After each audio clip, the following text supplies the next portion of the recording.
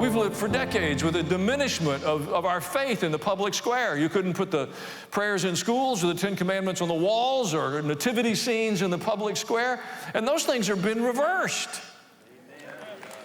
We have that privilege. Now, whether or not we have the will to do that is still very much in question, but it's no longer a legal issue. That's an amazing thing. We have elected officials in our nations, people with tremendous influence in our nation that are willing to hold biblical values and say marriage is between a man and a woman. Christians should celebrate that. I mean, God is moving in the earth. Now, the question whether or not we have the courage to move with Him, that's a whole different discussion. We've become so passive, so intimidated, so whatever, that we've just kind of retreated to private faith and historic Bible studies. But God is moving in the earth.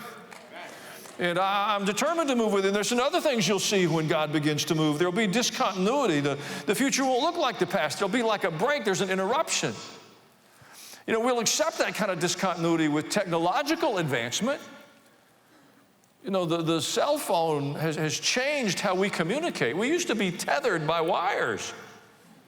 Not so much anymore. It's not any longer just a communication device. It's a little portable computer that governs much of our lives and our directions and how we engage and interact with one another. It was a significant change in culture and civilization, and we're still trying to chase that to catch up, to know what it means for our social and spiritual development.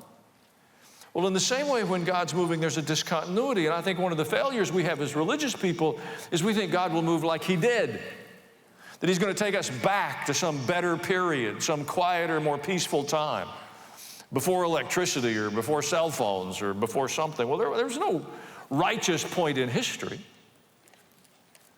But we get a little stuck in that. My experience in Scripture and my personal faith journey is that when God begins to move, He takes you to a different place. When God met Moses at the burning bush, He said, I'm sending you back to Egypt. But He didn't say, I'm sending you back to the palace to eat at Pharaoh's table and play with your cousins.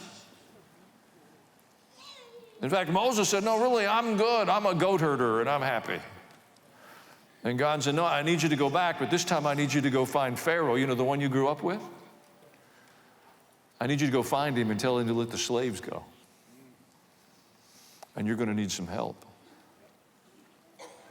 You know, when God recruits people, there's a discontinuity. When God begins to move in the earth, folks, I don't believe we're going backwards.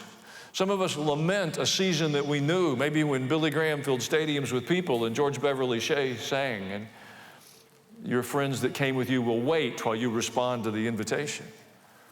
Those were good things, and I was grateful they were part of primetime television, but I don't believe we're going back to that. I think we'll go forward to God's expressions of power in this generation. It's important. There's a third part when God moves. It's often uncomfortable. That's just the nature of the assignment. There's a break with the past.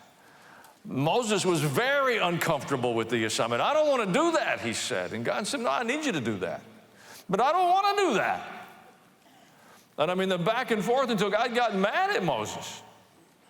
And there were several times along the journey after they'd already started where Moses, I told you I didn't want to do this. It's uncomfortable sometimes following the Lord. Christians, we're not always, you know, it's always every day following the Lord is joyful. No. Some days are just tough. I mean, even Jesus. You know, sometimes we'll act more righteous than God. It's not real, but we will act. Jesus said, God, I don't want to do this. In Gethsemane, I don't really want to do this. I mean, they tied him to a post and beat him beyond recognition. And his friends stepped back from him. When they saw Jesus struggling through the streets of Jerusalem carrying a cross on the way to a hill where he was going to be tortured to death, there was nobody doing an intervention. Thank you for watching this video. If you enjoyed it, subscribe to the channel. You know the drill. Hit the bell for notifications. If you want to, leave a comment.